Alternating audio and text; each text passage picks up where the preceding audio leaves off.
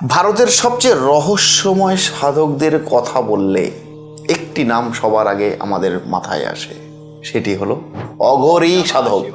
যারা মৃত্যুতে ভয় পায় না, যারা শ্মশানে বাস করে, মানব খুলি দিয়ে পুজো করে, শাস্ত্রে বলা হয় তারা এমন কিছু শক্তির সাধনা করে যেটা সাধারণ মানুষের বোঝার বাইরে।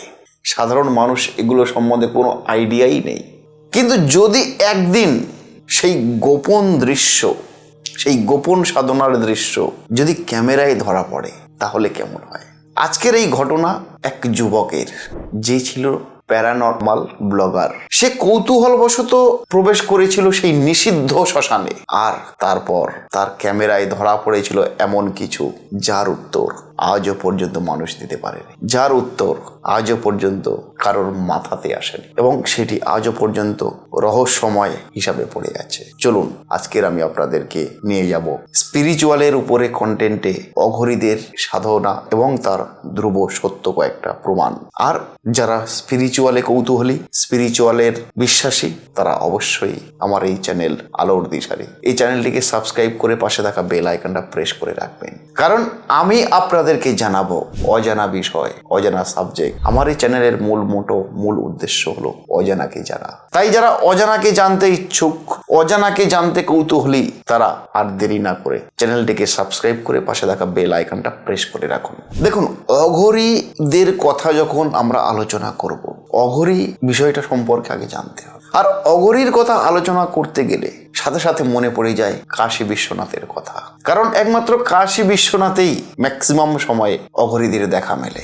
গঙ্গার ধারে ছিল এক পুরানো শ্মশান। লোকেরা বলতো ওখানে রাতের পর কোনো মানুষ আর যায় না, কারণ মাঝরাতে সেখানে দেখা যায় বিভিন্ন রকমের আগুনের বৃত্ত, ছাই মাখা অঘরী সাধক, আর ভয়ঙ্কর অদ্ভুত অদ্ভুত ছায়া। এই কলকাতার একজন প্যারানর্মাল ব্লগার, যিনি চেষ্টা করেছিলেন বা কৌতূহল দেখিয়েছিলেন সেই জায়গাতে পৌঁছানোর, তারই সমস্ত ঘটনা নিয়ে আজকের ধ্রুব সত্য একটা কাহিনী আপনাদের সামনে রিপ্রেজেন্ট করছি। সেই ভদ্রলোক, তিনি রহস্যময় জায়গায় বিভিন্ন রকম ভিডিও বানাতেন। একদিন তিনি শুনলেন যে কাশী বিশ্বনাথের সেই শ্মশানে অঘরীরা গোপনে সাধনা করে। তখন তিনি ঠিক করলেন যে আমি সব কিছু ক্যামেরাতে রেকর্ড করব, যে অঘরী সাবজেক্টটা কি, অঘরীরা কি করে, কি তাদের গোপন সাধনা। ওই ব্লগার কৌতূহলী হয়ে সাহস দেখিয়েছিল ক্যামেরাতে রেকর্ড করার। কাশীর ঘাটে এক বৃদ্ধ তাকে থামিয়ে বললেন, বাবা, ওখানে যা দেখবে সব ক্যামেরাতে তুমি আনতে পারবে না, বা সবই কিছু ক্যামেরাতে আসবে না। ব্লগার একটু মৃদু হাসলেন। ভূত টুত কিছু নেই কাকা, বৃদ্ধ ধীরে ধীরে বললেন। ওরা কিন্তু ভূত নয়, কিন্তু ওই ব্লগারের প্রচন্ড কৌতূহল যে অঘরী সাবজেক্টটা দেখ। রাত 1টা, ব্লগার ক্যামেরা নিয়ে ঢুকলো শ্মশানে। চারিদিকে পড়ে আছে ছাই, মৃতদেহের ছাই, আধা পোড়া কাঠ, আর সেখানকার বাতাসে মাংস পোড়ার গন্ধ। হঠাৎ ব্লগার লক্ষ্য করলেন ক্যামেরা অন রয়েছে তার। দূরে দেখা গেল একটা আগুনের গোলা বা একটা আগুনের আলো। ব্লগার সেটাকে জুম করতেই দেখা গেল বেশ কয়েকজন অঘরী, যাদের সারা শরীরে শ্মশানের চিতাভস্ম মাখা, গলায় মানব হাড়ের মালা, আর সামনে রাখা মানবের অর্থাৎ মানুষের মাথার খুলি। এক অঘরী মাটিতে আঁকলেন এক রহস্যময় যন্ত্র। তারপর বাকি অঘরীরা সবাই একসাথে মন্ত্র জপ করতে শুরু করলেন। হঠাৎ ব্লগার লক্ষ্য করলেন যে তার ক্যামেরার স্ক্রিন কাঁপতে শুরু করেছে। ব্যাটারি অটোমেটিক্যালি আপন নিয়মে কমতে শুরু করেছে, অটোমেটিক্যালি কমে যাচ্ছে। হঠাৎ তিনি লক্ষ্য করলেন যে তার পিছনে কেউ একজন এসে দাঁড়িয়ে পড়েছে কালো ছায়ার মতো, কিন্তু বাস্তবে পিছনে কেউ নেই। সে ফিল করছে কালো ছায়ার মতো কিছু এসে দাঁড়িয়েছে, কিন্তু প্রকাশ্যে সে দেখতে পাচ্ছে না সেটা।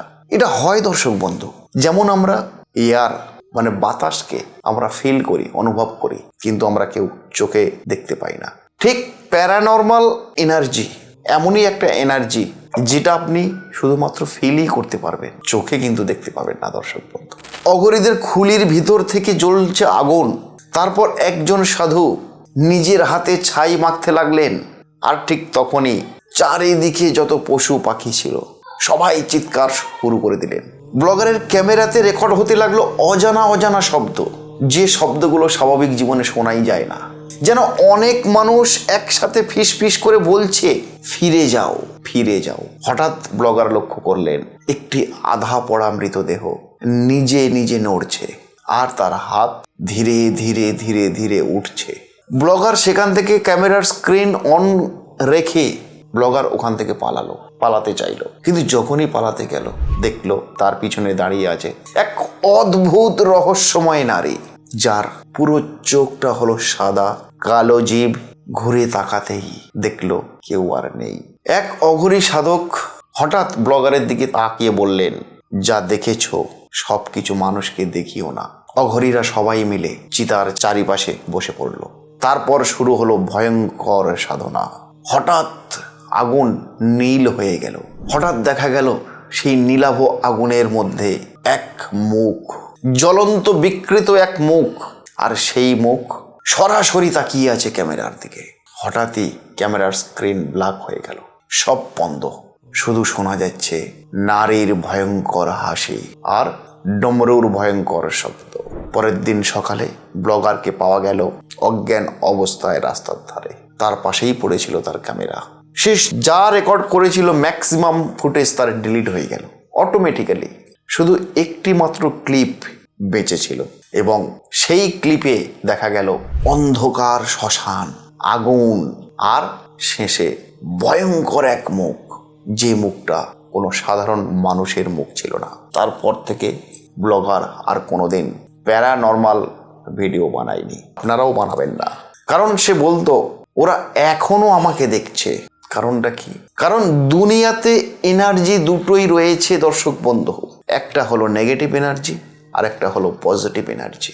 তো এই নেগেটিভ এনার্জি অর্থাৎ প্যারানর্মাল এনার্জি, এই এনার্জিটা খুব ডেঞ্জারাস একটা এনার্জি। কেউ কোনোদিন দেখার চেষ্টা করবেন না, কারণ এতে কিন্তু লাইফ রিস্কেবল একটা জোন থাকে। তাই দর্শক বন্ধু, আপনাদের এটা বিলিভ করতে হবে বা মানতে হবে বা বিশ্বাস করতে হবে যে নেগেটিভ এনার্জি দুনিয়াতে কিন্তু রয়েইছে। সে আপনি মানুন আর না মানুন সেটা আপনার ব্যক্তিগত বিষয়। আর অঘরী মানে যাদের ঘর দুয়ার কিছু নেই, অঘোর মানে শ্মশানে পড়ে থাকা, যারা মৃত্যুকে ভয় পায় না, যারা সাধন ভজনার মাধ্যমে থাকে এবং যারা হয় প্রচণ্ড ক্ষমতার অধিকারী।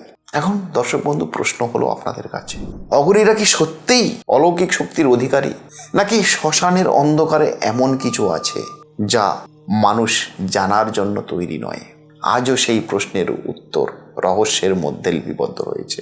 আজকের কাহিনীটা সম্পূর্ণ একটা সত্যি ঘটনা অবলম্বনে আপনাদের সামনে রিপ্রেজেন্ট করার চেষ্টা করলাম।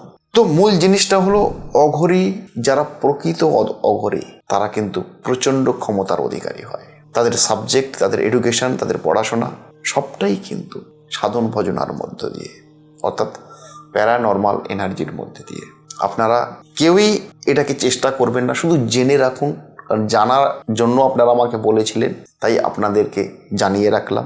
তো নেক্সট ভিডিওতে আরও সুন্দর সুন্দর কন্টেন্ট আমি আনতে চলেছি। ততক্ষণে আমার সফর সঙ্গী আপনাদের হতে হবে। আমার সফর সঙ্গী হতে গেলে একটাই কাজ, চ্যানেলটিকে সাবস্ক্রাইব করে পাশে থাকা বেল আইকনটা প্রেস করে রাখুন। নমস্কার দর্শক বন্ধু, দেখা হবে আবার নতুন কোনো ভিডিও নিয়ে। ততক্ষণে ভালো থাকুন, সুস্থ রাখুন।